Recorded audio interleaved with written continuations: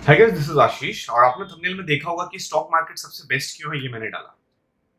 पर फिर भी लोग ये समझते हैं कि स्टॉक मार्केट गैम्बलिंग है या उसमें पैसे का लॉस होता है, बहुत गड़बड़ होता है। पर आप लोगों ने कभी सोचा है कि ऐसे धारणा लोगों के अंदर क्यों बनी कि स्टॉक मार्केट बहुत रिस्की है, गैम्बलिंग है, क्यों? एक्चुअली क्या है, 1990 से पहले सावी नहीं था, सावी रेगुलेटेड नहीं था। तो क्या होता था, बहुत सारे घपले, फ्रॉड्स हुआ करते थे 1990 से पहले। मान लीजिए आपको शेयर चला गया पैसा, अब आप शेयर के बदले पैसे नहीं ले सकते, या कोई घपला कर गया कंपनी के अंदर ही। तो ऐसे बहुत सारे घपले होते थे, इसलिए मैं लोगों को ब्लेम नहीं करता, क्योंकि इस घपलों की वजह से ही लोगों के मन में ये धारणा बनी। बट हुआ क्या, 1990 के बाद ये सावी रेगुलेटेड हो गया। इवन जो म्यूचुअल फंड्स है और ये सब सावी रेगुलेटेड है, इसमें इसी वजह से फ्रॉड अब नहीं हो सकता। तो स्टॉक मार्केट 1990s के बाद फ्रॉड और ये सब चीजों से एकदम कंप्लीटली फ्री हो गया। अब ये सब पर अभी भी कुछ लोग हैं जो सोचते हैं कि ये गैम्बलिंग है। भले थोड़ी मात्रा कम हुई है, बट अभी भी लोग ये सोचते हैं कि ये गैम्बलिंग है और ये रिस्की है और इसमें पैसा काफी कम है और लॉस ज्यादा होता है। तो अभी देखिए क्या होता है, मैं आपको एग्जांपल से समझाता हूँ, और मैं कुछ चीजें लिखा हुआ है मैंने, ताकि मैं भूलूं नहीं। ओके, अभी एग्जांपल लेते हैं, जैसे मान लीजिए सेविंग्स का एग्जांपल लेते हैं पहले। ठीक है, सेविंग में क्या होता है, सेविंग में 4% सेव, ठीक है, एंड इन्फ्लेशन 6%। 4% सेव हो रहा है, 6% इन्फ्लेशन है, तो ओवरऑल लॉजिक क्या हुआ, लॉस। इसका मतलब क्या है, अगर आप सेविंग में सिर्फ जैसे है वैसे का वैसा रखे रहेंगे तो लॉस होगा। अब दूसरा एग्जांपल लेते हैं, फिक्स डिपॉजिट।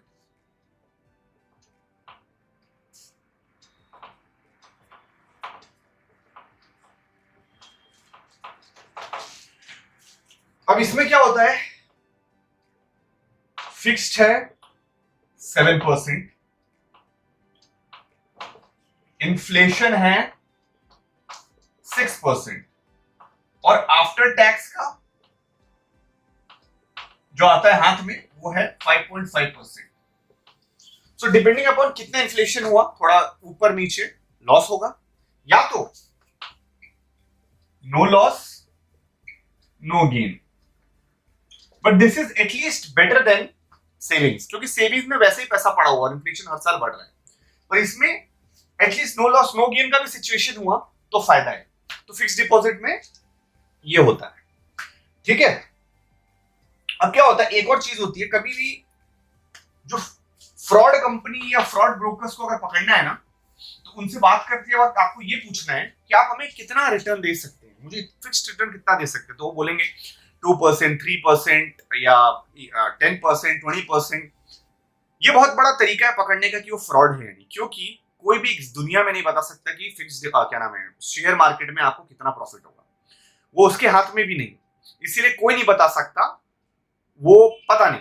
तो अगर कोई बोल रहा है हम फिक्स बता सकते हैं कि 2%, 3%, 10%, 100%, तो वो सबसे बड़ा फ्रॉड है। तो गलत झांसे में भी नहीं आना है, गलत ब्रोकर्स के हाथ में भी नहीं आना है। वो लोग खुद तो कर नहीं रहे, आपके पैसे से वो ऐश कर रहे हैं, पैसे कमा रहे हैं। अब आपको मैं एक एग्जांपल देता हूं, स्टॉक मार्केट क्यों बेस्ट है, मैं आपको इसको बताता हूं। अभी जैसे आपने सुना होगा, राकेश झुनझुनवाला इंडिया के one of the top most stock market खरीदने वालों में से थे। सो उन्होंने, उनका सबसे लाइफ चेंजिंग का फर्स्ट जो अपॉर्चुनिटी था, बहुत पहले की बात बता रहा हूं, अभी तो वो गुजर चुके हैं, बट बहुत पहले, टाटा टी में उन्होंने लगाया था। जब उन्होंने लगाया था बहुत पहले, तो 43 रुपीज का वन शेयर आता था। वन शेयर, एक शेयर 43 रुपीज का आता था। ठीक है, फिर उन्होंने बेचा कब, जब वो शेयर 143 रुपीज का हो गया, मतलब 143 minus 43 is 100 rupees. This is profit. तो उन्होंने तब बेचा जब ये शेयर 143 रुपीज का हो गया। अब उन्होंने ये 5000 शेयर्स लिए थे, तो अभी 100 रुपीज प्रॉफिट है। उन्होंने बेचा 143 रुपीज का जब हुआ, तो 5000 शेयर्स को मल्टीप्लाई करेंगे हम 100 से,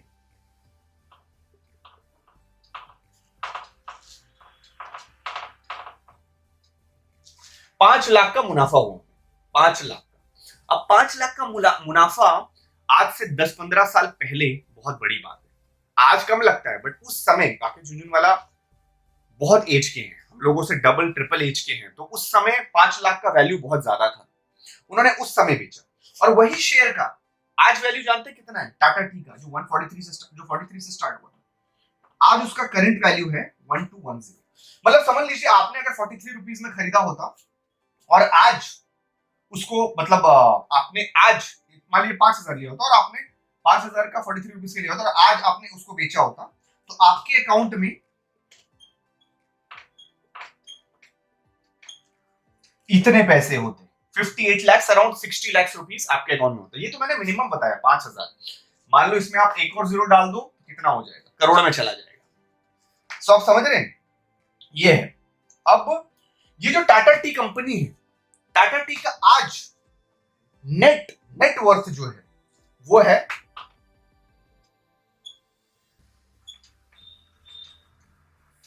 नेटवर्थ 1215 करोड़। किसने सोचा था टाटा टी जब स्टार्ट किए थे 43 रुपीज में, वो आज 1215 करोड़ रुपीस का कंपनी बन जाएगा, मतलब प्रॉफिट कमाएगा। आप सोच सकते हैं। अब इसमें क्या होता है, आपको एक अच्छे ब्रोकर की जरूरत है, ठीक है? अच्छे ब्रोकर के साथ अच्छे कंपनी की जरूरत है, या तो अगर अच्छा कंपनी नहीं है पर अगर आप ऐसा कोई कंपनी पे ध्यान दे रहे हैं, ट्रैक रख रहे हैं जो आने वाले समय में आपको पता है कि 100% बढ़ने वाला है, आज वो इतना फेमस नहीं है पर आने वाले समय में वो बहुत बढ़ने वाला है, तब आप पता है बहुत कमा सकते हैं। उस कंपनी में अगर आप लगाएंगे, छोटा अमाउंट लगेगा क्योंकि अभी वो फेमस नहीं है, पर जब वो बड़ा हो जाएगा तब आप इमेजिन करिए कितना पैसा आप कमा सकते हैं। सो शेयर मार्केट ऐसा गैम्बलिंग नहीं है। अगर आपको इजी वे में बताऊं तो गुड कंपनी में अगर आप लगाओगे तो it is directly proportional to share profit. जो स्टॉक मार्केट में आपका है, शेयर मार्केट में आपका प्रॉफिट, ये कंपनी डूबेगी तो शेयर डूबेगा। फॉर एग्जांपल अभी गुड कंपनी में अगर आप एमआरएफ लेते हो तो आपको क्या लगता है एमआरएफ कंपनी डूबने के चांसेस क्या है? Slim to none. तो कह लो 0.0000001% चांसेस फेल होगा। तो जाहिर सी बात है एमआरएफ में अगर आप शेयर लेंगे तो आपका भी 0.0000001% चांस है फेल होने का।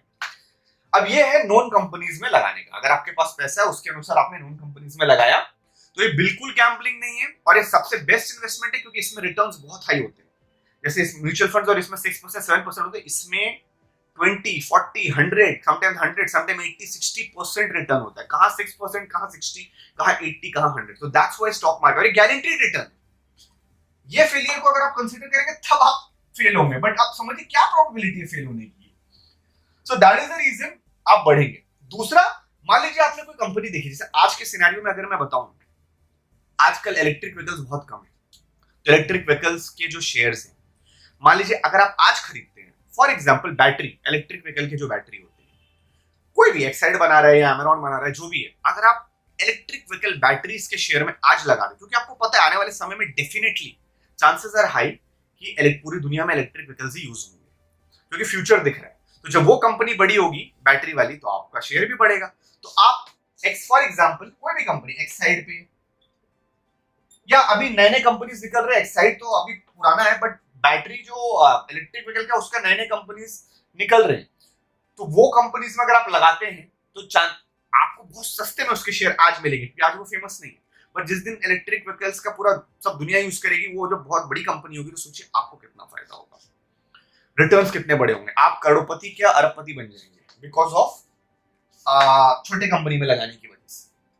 सो दैट इज द रीजन ये जो आप देख रहे हैं, share market is definitely not gambling and is the best bit because as I said return can be 10, 40, 60, 70 वगैरह वगैरह, sometimes 100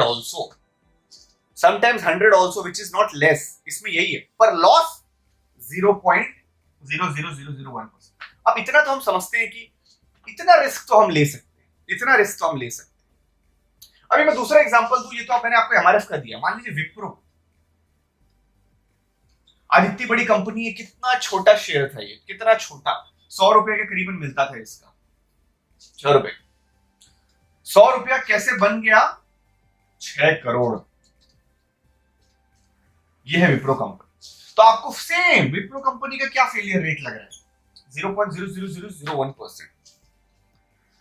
So that is the power of stock market and this is the best way. Crypto में उसी तरह है। Crypto में भी क्या करना है आपको? अच्छे अच्छे जो कॉइन्स है, अच्छे, जैसे इसमें अच्छे कंपनीज है, उसी तरह क्रिप्टो में अच्छे जो कॉइन्स है उसको आपको बेचना है, सॉरी खरीदना है और अगले समय बेच देना है। So this is the reason why this thing is the best thing. इससे आप इन्वेस्ट करके इसमें आपको अच्छा, अगर आप खुद से नहीं करना चाहते, फॉर एग्जांपल अगर आप खुद से नहीं करना चाहते तो गुड कंपनी के ब्रोकर्स को पकड़िए, गुड कंपनी के ब्रोकर्स को जो आपको अच्छा पोर्टफोलियो बना के दे। फॉर एग्जांपल मोतीलाल ओसवाल, शेर खान, और अभी तो कितने सारे नए आ रहे, कितने सारे नए आ रहे जो रेप्यूटेड है। नियो, अच्छे अच्छे मैं बता रहा हूं, नियो हो गया। फिर अभी एक और मैंने सुना, तो मतलब ये सब ऐसे आप अच्छे कंपनी चुनिए जिसमें अच्छे ब्रोकर्स आपको मिले, रेप्यूटेड कंपनी। जैसे मोतीलाल ओसवाल, पता है इनका पूरा टावर है, कंपनी इतना बड़ा कंपनी है ये कि इस पे आप रिलैक्स करके आंख बंद करके विश्वास कर सकते हैं मोतीलाल को। कोई अभी नया बंदा है जो कंपनी का आपने नाम ही नहीं सुना है, अब उस पे लगाएंगे तो आपका लॉस होगा। So that is the thing, so that's the reason share market is the most important thing in today's world. Okay, that's the best way to invest and multiply. And compounding से भी ज्यादा powerful है, क्योंकि compounding से भी ऊपर कई बार होता है इसमें। That's the thing. So I hope guys आपको वीडियो पसंद आया हो। अगर आपको पसंद आया तो लाइक करिए, शेयर करिए, सब्सक्राइब करिए, बेल नोटिफिकेशन दबाइए ताकि जब भी मैं वीडियो अपलोड करूं आपको मिले। और कमेंट सेक्शन में बताइए किस टॉपिक पे वीडियो चाहते हैं। कोई डाउट है कमेंट सेक्शन में पूछिए। मेरे कम्युनिटी को ज्वाइन करिए इंस्टाग्राम और व्हाट्सएप पे, क्योंकि उसमें मैं वीडियोस अपलोड करता रहता हूं, और जैसे वीडियो अपलोड करता हूं उसका लिंक मैं वहां डाल देता हूं तो आपको फटाक से मिल जाएगा। So that is the reason. And आप लोग मोटिवेशन मुझे देते हैं, आप लोग देखते हैं, शेयर करते, कमेंट करते, कमेंट करिए, कमेंट करके बताइए आपको मेरी वीडियो कैसी लगी और आपको हिसाब से कौन सा शेयर, जैसे मैंने एग्जांपल दिया है हमारे फॉर ये जो दूसरा कौन सा विप्रो, आप मुझे एग्जांपल दीजिए कुछ जो बेस्ट थे और टाटा टी से बेस्ट थे, मुझे बताइए कमेंट सेक्शन में। And that's it, this is Ashish signing off. और आपको मेरे ये 2 वीडियोस देखने चाहिए, आपको बहुत नॉलेज होगा। और मेरे राइट में यहाँ पे सब्सक्राइब बटन होगा, आप इसको प्रेस करेंगे तो आप सब्सक्राइब कर जाएंगे। So thank you guys, this is Ashish signing.